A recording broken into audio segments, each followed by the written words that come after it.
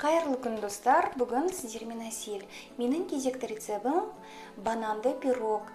Бұл пирог өте нәзік, жұмсақ болып шығады. Менімен бірге қайталап жасаңыздар. Видеом ұнаса, пікір қалдырып, каналыма тіркелуді ұмытпаңыздар.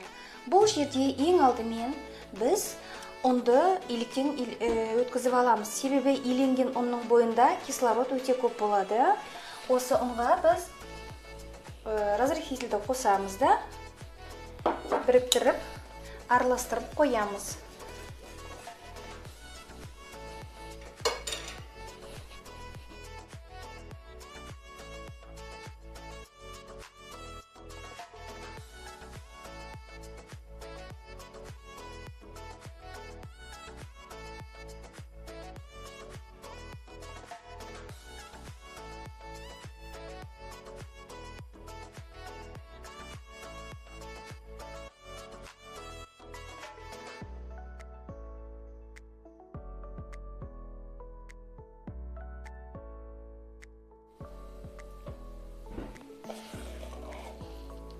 Осы массаны салып, қасықтың көмегімен жұмсақ нан илеп аласыздар.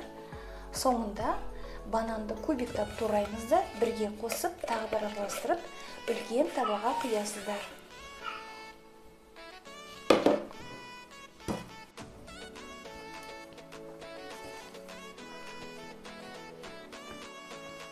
Нан иленіп болды. Нанның қоюлығын көрсеңіздер, жұмсақ майға тәріздес болады. Осыны қою болу керек. Қазір енді бананды турап тағы қосып, бір араластырамын.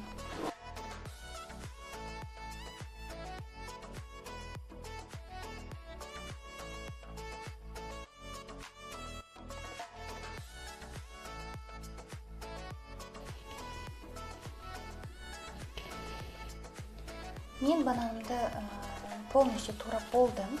Бананды осылай саласыздар да, енді тағы бір рет араластырып, осыны табаға құйып, пісірасыздар 180 градуста.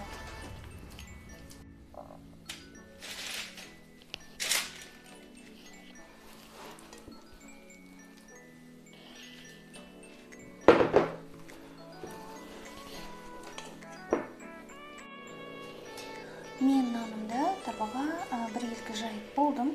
Осылай жаясыздар. Жұқақ бұл өте жақсы көтеріледі. Сол себепті домалақ табаға салсаңыздар да болады. Қандай форма бар, сонымен пісіре беруге болады. Маған бұл пирогтың осыны үлкен табада пісқаны ұнайды. Пирогым менің дайын болды. Қарасаңыздар, өте жақсы көтерілді. Достар, мынау біздің банановый пирогтың нәтижесі. Өте тамаша болып шықты. Тестосы ауызға салсаңыз прям үгітіліп тұр. Қараңыздаршы, өте тамаша болып шықты.